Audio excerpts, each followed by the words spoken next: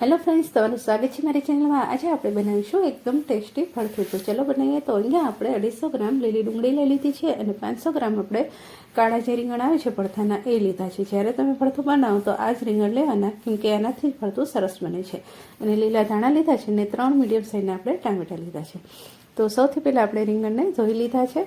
તો હવે આપણે એને એક રૂમાલની મદદથી સરસ મજાના કોરા કરી લઈશું। અને કોરા થઈ જાય એટલે આપણે તેલ લેશું અને બ્રશની મદદથી આપણે આખા રીંગણમાં સરસ મજાનું તેલ લગાવી લેશું। અને એક આવી કાંટાવાળી ચમચી લઈને એને કાણા પાડી દઈશું, જેથી આમ કરવાથી આપણે જ્યારે ભરથાને રીંગણને શેકીએ ત્યારે તે અંદર સુધી સરસ મજાનું બફાઈ જાય છે। તો થઈ જાય એટલે આપણે આવી રીતના બધા રીંગણને શેકી લેશું। તો રીંગણ આપણા સરસ મજાના બધા આવી રીતના શેકાઈ ગયા છે। હવે આપણે આની છાલ કાઢીને એને છોંદી લેશું। તો રીંગણને આપણી ગરમ હોય ત્યારે છાલ કાઢી લેવાની। તો છાલ કાઢીને આપણે સરસ મજાના છૂંદી લીધા છે। ટામેટાને ધોઈને કાપી લીધા છે અને લીલી ડુંગળીને પણ આપણે 2-3 પાણીએ ધોઈને નિતારી લીધી છે અને લીલા ધાણા પણ આપણે કટ કરી લીધા છે। અને એક મોટો ગાંઠિયો આપણે લસણનો ફોલી લીધો છે। સૌથી પહેલાં આપણે એને વાટી લઈશું અને થોડું વટાઈ જાય એટલે આપણે એમાં એક આદુનો ટુકડો અને એક લીલું મરચું એડ કરીશું। તો નાનું નાનું કટ કરશું, જેથી આપણે સરસ મજાનું એકદમ ઝડપથી એ સરસ મજાનું ક્રશ થઈ જાય।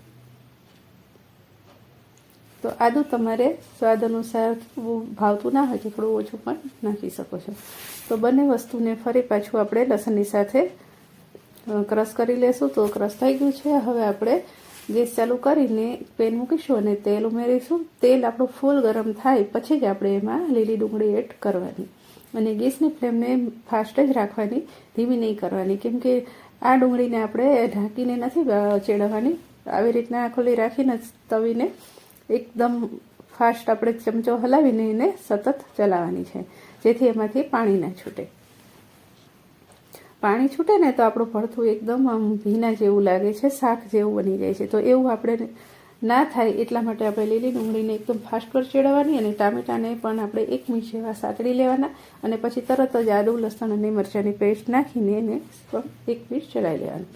પછી આપણે મસાલા કરી લેશું। તો અડધી ચમચી હળદર, 1 ચમચી કાશ્મીરી લાલ મરચું અને થોડો કમથો આપણે શેકેલું જીરું એડ કર્યું છે અને સ્વાદ અનુસાર મીઠું એડ કરીને મિક્સ કરી લેશું અને જ્યાં સુધી તેલ છૂટું ન પડે ત્યાં સુધી રાખીશું। તો તેલ આપણું સરસ છૂટું પડી ગયું છે। તમે આવી રીતના પણ ખાલી ખાવું હોય તો પણ ખાઈ શકો છો। તો હવે આપણે એમાં મેશ કરેલા રીંગણ એડ કરી દઈશું અને બધું સરસ મજાનું મિક્સ કરી લેશું। તો તમે જોઈ શકો છો કે ભરથું આપણું બનીને રેડી છે। તો હવે આપણે લાસ્ટમાં એના ઉપર ધાણા એડ કરી દઈશું। તો ધાણાનું પ્રમાણ આમાં થોડું વધારે એડ કરવાનું, જેથી એનો ટેસ્ટ એકદમ સરસ આવે છે અને ફરી પાછું મિક્સ કરી લઈશું। તો તૈયાર છે આપણું એકદમ ટેસ્ટી ભરથું અને હવે આપણે એને સર્વ કરી લઈશું। તો તમે પણ ઘરે એકવાર આવી રીતના જરૂર ટ્રાય કરજો, એકદમ ટેસ્ટી બને છે। તો આજની મારી આ રેસીપી કેવી લાગી, સારી લાગી હોય તો વિડીયોને એક લાઇક કરજો, ચેનલ પર નવા હોય તો સબસ્ક્રાઈબ કરી લેજો અને બેલ આઇકનને દબાવજો રોજ નવા વિડીયો જોવા માટે। તો ફરી મળશું નવી રેસીપી સાથે નેક્સ્ટ વિડીયોમાં।